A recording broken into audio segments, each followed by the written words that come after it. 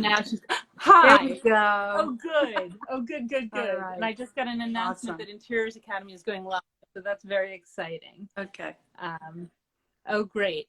And we didn't get to check, we didn't get to do our test so that I could figure out if I really know how to show your pictures, but I think that we're going to make it work. Okay. Hi, Michael Formica. How are you? Oh, Michael. Isn't it fun? It's nice to see everyone come in. So we'll let Yeah. a few more come, Maki. and then we'll try. Let's see. Do you want to speak? Let's see hear how you sound. Hello, Sabine. You sound So nice to good. see You sound you. clear. Oh my God. Excellent. This is That's great. great. Super. I'm a little, hi, Sarah. Hi, Sarah. Hello, Sarah. Okay, so well, I guess it is 12:02, so we could start, and then we'll see how it goes. There's a bee buzzing. There's a bee buzzing. Hi, Liz. Hello, Hi, Sabine. everybody. Thank you for coming. So I want to say I'm thrilled to welcome you. I'm thrilled to welcome Liz O'Brien, who is a New York decorative arts dealer whose exquisite eye has helped shape and redefine our taste and understanding of 20th century design. And furthermore, Liz has developed new pieces inspired by her passions and now represents a stable of contemporary artisans and artists working now. So we're going to talk about Liz's work, taste and style in the 20th century and 21st, and more. So I'm very, very happy to have you here. Thank you. I wonder if I can pin. Okay, let's see. I'm going to say Liz and O'Brien.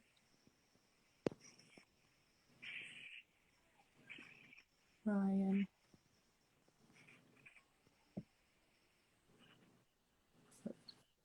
Okay. I don't think that worked, but let's start. I want to start by just asking you to talk a little bit about how you started your business, what drew you to this work, and I'm also going to try to show some of the work, which is not really coming up. Ay, ay, ay. All right, I'm putting this up. There. Oh, yeah, that's Fifth Avenue, right? Okay. Well, we started in Soho on Worcester Street, and my specialty was French 1940s. So it was Arbus and Adnet, Poirier, we had Lean Vautrin, and I was definitely drawn to those works because of their historical references and the historicism there. They referenced chinoiserie, Regency styles, Baroque. And then, you know, when I started showing more American works, I was looking for a lot of the same qualities. And, you know, you had asked me, I guess, last week about, and, you know, what is it that links everything together? And I would say through the Editions line, that we launched about 10 years ago. And then with the people that we work with today, you know, if there's a common thread, I'd say that's it. Mm-hmm. It's really about quality and so you really did start from a historicist point of view. Mm-hmm. And I want to say that you are really an expert in the field of 20th century design. And I'm going to put up now a picture of your book that you did with Pointed Leaf Press on Samuel Marx, but it doesn't come up very well. So there we go. I know you had Susie last week, the publisher of Ultramodern. And so that the previous image was a shot of the gallery on Fifth Avenue. And in the back was a secretary, a piece of furniture. He was an architect, the designer, and very much inspired by Palladian architecture there. And so, you know, in the pages of this book, we see a lot of his work ranging from, you know, straight Beaux-Arts style, like the work that he did in 1910 for the New Orleans Museum of Art, and then, you know, modern international style house for Morton May in Ladue, Missouri in 1941. And so, you know, we cover a lot of ground, and there are a lot of great images. That's the Morton May house, very famous image of the flying staircase. Mhm. So interesting that he was an architect and furniture designer, really, Mhm, mhm. and was not very well known before you started to show him and research him and pick him up. How did you find Samuel Marx? Well, it was, when I started, there were not a lot of design books. Mm-hmm. You couldn't, I mean, I'd bring them back from France when I would go on my trips, but you couldn't, like today, you'd bring a wagon to carry them all out. But so I spent a lot of time in the library going through old periodicals, and I have a pretty big collection of old periodicals. And it was just, one of those things that happens. I'd stop to look at something and say, "Oh, that's interesting. Mm-hmm. Sam Marx, okay." And then it would happen again and again. And then, shortly after that, I was able to buy works. And I was lucky also in that when the families would sell things, or a house came on the market, there was lighting, carpets, textiles. So there were all these elements of the interiors, and I learned so much from that. And I feel very lucky that we were able to present this idea of the complete interior. Mm-hmm. And his approach. Very interesting. Has the way that you go about buying changed in this time over the years? Oh, very much so. Mm-hmm. Yeah, very much so. I was somebody who loved the flea markets in New York, in Paris. I loved Brimfield. I mean, these are like, I was in hog heaven at fairs like that. The Pier Show, which I miss so much. And, we all lament how much this has changed. I haven't loved shopping on the internet.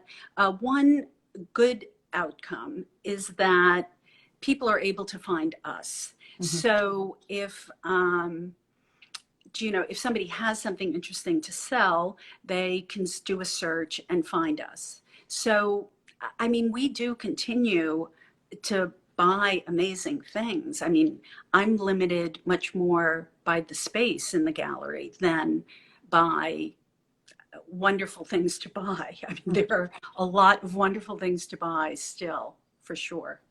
And what about selling? Has your audience changed with I guess First Dibs as the first, and now a sort of proliferation of online opportunities to buy? Also, I remember that there was a point where we thought no one would ever buy a piece of furniture they hadn't sat on. Yeah. But that has changed. Yeah. Yeah. Well, it's maybe a little bit of a sidebar, but, I have the domain name for Liz O'Brien, which came about as something of an accident. I was out with Richard Wright, the auctioneer, and some other friends, and I was such a Luddite. I said, "Oh, people aren't going to buy these things without coming to the shop." And, a year or so later, I tried to get my domain name, and, they said, "Oh, somebody already has it." And I was like, "Well, who?" And it was somebody I knew. It was somebody I knew. And I called him up and he said, "Oh, we bought it for you." So I would never have that domain name if that hadn't happened. And that's just a funny story. That is but in terms of the audience, it hasn't changed in this sense. Our core client has always been interior designers, and that's been, a great experience for me because they're so well informed. I learn a lot from them, and they understood what I was doing. If I was presenting something by Billy Haynes from a particular house in 1994, interior designers coming to my shop knew immediately what they were looking at. Mm-hmm. So that is definitely still my core business. We do have retail buyers, of course, and today there's like a whole new crop of young interior designers, and it's kind of exciting to meet them and work with them and see their projects. So it's changed in that way, but not as radically as you might think. Mm-hmm. Interesting.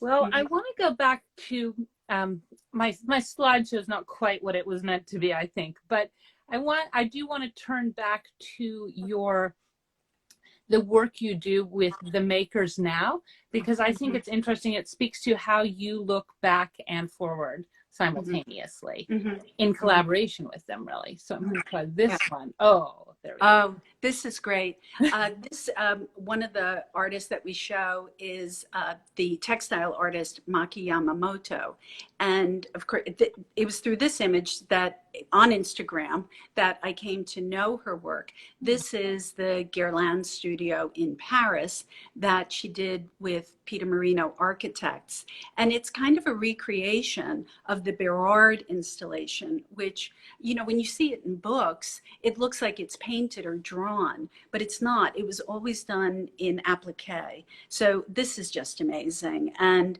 you know, it was like through this and other images that she was posting that that we came to know each other. Mhm. And you And, continue that collaboration too. I Mhm. have here, except that I don't have here, um, an image of um, some work you did together. In Right. your editions, you've done various Mhm. chairs, Mhm. tables, Right. other decorative objects. And Right.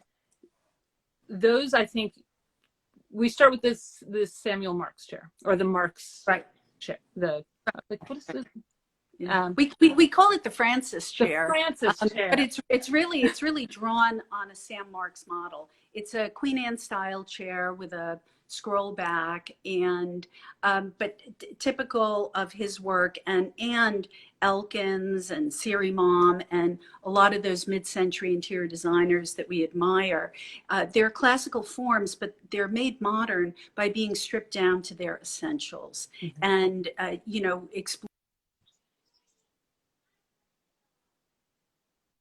so that's pretty much the Francis chair. And one thing that we love about it is depending on what you upholster it in, it takes on a completely different life or the kind of finish that you put on it. And yeah, there's Maki did an applique, uh, you know, upholstery for us. It's kind of Matisse inspired, but you know, it's definitely Maki's own take and really exciting and a beautiful, beautiful outcome. I think it's interesting to sort of acknowledge what you owe to the past and then still try to move it forward. And Right. I want to encourage, now that Liz does own her the domain name and her website and has things on it after this, since I'm having some technical difficulties and not able to put up all of the images that we had put together, you can go to the site and see the Francis chair with Maki's embroidery on it and it was applique on it and other wonderful things too. Um, so going back to, I mean, I think one of the things that draws you to some of the people that you work with is the materiality. Like I know you work a lot with Mhm. Stephen Antonson, Yes. who works in plaster, which Mhm. really recalls that staircase we just Mhm. saw, Yes. Mhm. right? Mhm. Yeah. Um, Yeah. He's a sculptor, and he does a lot of lighting. And one thing that we worked on together, which again, it links historical material with contemporary design, are we had these panels by the Bruton Sisters. They were terrazzo panels for a fireplace surround. Now, the Bruton Sisters were very active in San Francisco in the 1930s through the 1950s. They're probably best known for having done the murals in the Cirque Room at the Fairmont Hotel. mm, And so I was excited to get these panels, but I didn't know how to present them. And then, you know, one day I showed them to Stephen, you know, can you help us? And he built this beautiful, you know, all hand finished plaster surround that was just perfect. And we showed it at the Armory in the fall, and it was a big hit. that intersection is amazing, because you also work with an artisan called Marie Suri who works in metal and have done amazing fire screens, and I think collaborated not just with the artisan but also with the interior designer, for Yes. example, Mhm. at Kips Mhm. Bay. Mhm. with Timothy Gill. Timothy Whalen did a really beautiful fire screen with her and andirons. And, all of this is, for us, it keeps it interesting, keeps it creative, to be involved in these processes and see the amazing results. And again, our working with interior designers is terrific because, they bring their talents to the table. I mean, I can't, Timothy Whalen or, the image that you're seeing there of Guerlain that Maki did with Peter Marino, we don't take any credit for that. But, some of the things that we've been able to do together for the gallery. Mm-hmm. Yes. And I think in collaboration, things just Mm-hmm. do get stronger and stronger. Mm-hmm. Another, what I think we're going to do, we'll do a slideshow on our feed after, so people can see some of these images. Okay. And another organization of artisans that you work with a lot is Alpha Workshops, an organization which we all love very much in the design industry.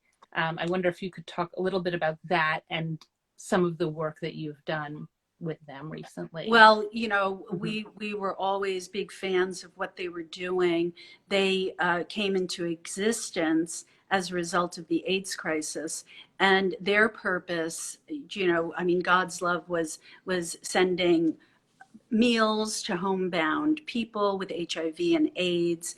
Alpha Workshops was training people who were sick or HIV positive and teaching them how to do hand blocked wallpapers. And so they would set them through a training course, and then they would have work. And there's a studio right in New York. So this is really a blessing. It's just right in Chelsea. You can go down there and watch, order exactly what you want, watch it being made. So we were always big fans of theirs. And then they started developing finishes like Nagura Nori and faux tortoise. So we would work with them on new finishes for vintage pieces, and then also working with them on some of our editions models with, bringing together their expertise and craftsmanship. Yeah, they're amazing. And I think another thing that's interesting is they've started working with adults. There's also a lot of work with children now, and they've really expanded their mission. But their tagline right now is create beauty, change lives. And I think that is really powerful for all of us to hear. I also want to talk about, you had just mentioned the idea of refinishing antique and vintage pieces. Just sorry to sidetrack the conversation, but is that people are, I think, a little afraid sometimes about that because they feel that it will affect value. What's your take on? Well, it depends on the work. I mean, I wouldn't recommend it for anything by Eileen Gray, for instance. And, with Samuel Marx, the great examples that have his crackle lacquer finish, I wouldn't touch that either. When there are great finishes like that, we try to conserve them. But there are other things that are less important, let's say, and by all means, like a decorative.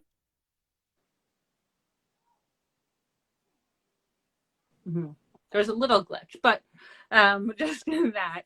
So is there kind of a difference between buying and collecting, would you say, also? Well, there are so many different ways to collect. Some people collect, they collect in very strict categories, blue and white porcelain, or they collect works by a single artist.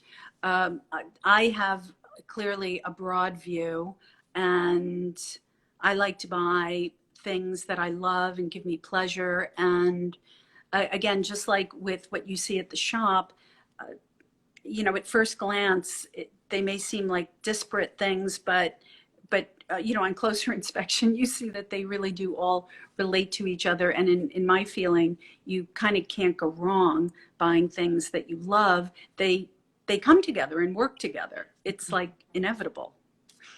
And you said, if I buy something and it's still with me 10 years later, I usually still love it. are there things that you've had for, let's say, 10 years and all of a sudden they take off? Or are those just sort of the things that only you love? Oh, no, very much so. I mean, I think a lot of things, when I was first buying Gabriella Crespi and Mhm. um, some of those 70s designers, I had those things for a long time. And I knew that they were great, so I just wasn't discouraged. And as I said, like that's sort of the test when you're buying something. I mean, for myself as a dealer, um, it's the same test as you. Like, am I going to still love this Mhm. years from now? That should really be your standard. And why do you think, I mean, I think it's a hard question, but do you think, why do you think those things somehow take off at a particular moment then? I think it just takes time. Mhm. People need to be exposed to things multiple times and in different ways. It's not something that people necessarily get at the first go. Um, but that's not so bad. I don't, it doesn't bother me. Mhm. Yeah. And talking about how people see things. So you had mentioned fairs before and how that's changed. So I wanted to talk quickly about fairs and how you see the industry changing. How have fairs been important to you in the past? Which ones you really like or have liked? And we don't know what's coming at the present moment, but what you might, how you Well, might. we do love the fairs, and we especially love the fairs at the Armory, which is our home base. And I don't know, I just think of all the dealers coming from all over the world and collectors coming from all over the world. To me, this is just, like the definition of civilization for me. And we've done in recent years the Salon in November, which has been a great fair for us. We've done the Winter Antique Show in January, which also, presents a diverse selection of dealers and different material and draws a lot of different kinds of people. So I don't know what the future will hold, but I kind of lament already the idea that these gatherings Mhm. will likely be curtailed. At least I don't mean the fairs aren't going to happen, but they'll happen in a different form. I don't know if dealers are going to come from Europe. Um, Maybe they will because people aren't traveling, the buyers aren't traveling there. It's all yet to be seen. Mhm. Well, I think it's we sort of, you know, must talk about, like, we're New Yorkers. We love this city and the vibrant kind of diversity that comes through, all the people that come through, and I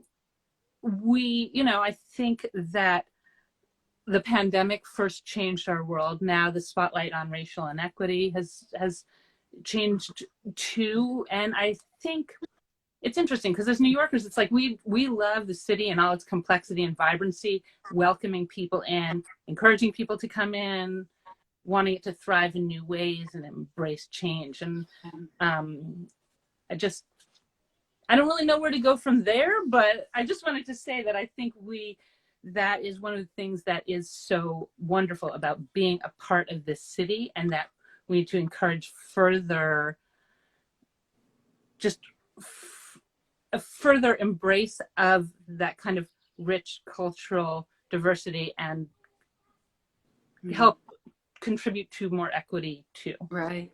Um, Well, a lot Not of well said, but look, yeah, sorry. a lot of our favorite cultural institutions are doing amazing things. The Met Opera is doing their nightly free streams, and so people who Wonderful. can't afford opera tickets. Wow, I mean, I'm seeing operas I've never seen, and that's been an amazing blessing. New York City Ballet. Again, I hold my breath for these institutions, how they're going to survive and in what form.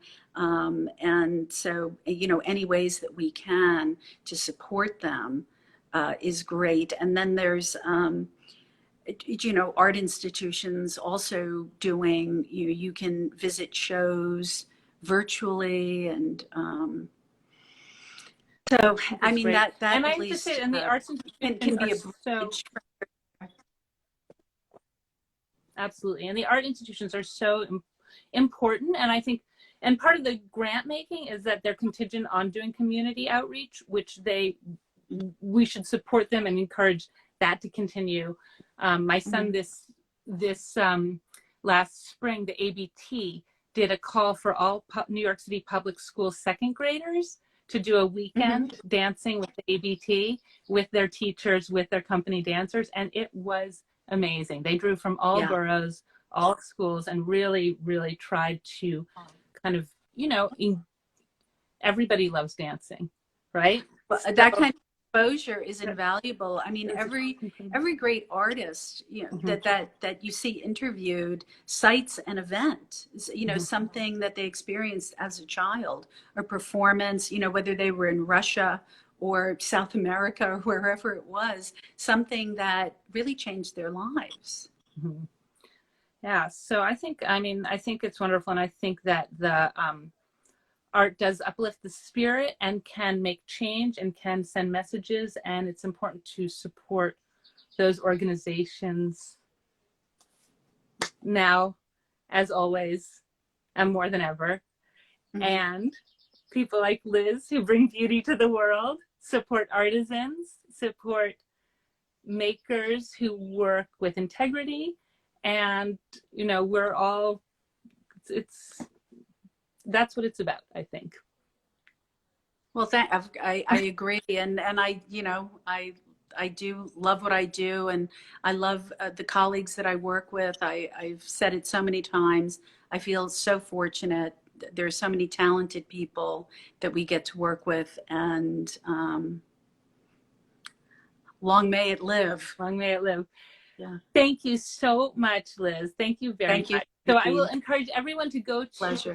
Liz's website, look at the work, and then also on Interiors Academy's feed, well, and it's on her own, but we'll put up the pictures of some of the things that we've been talking about so that you can see them. Thank you, Susie.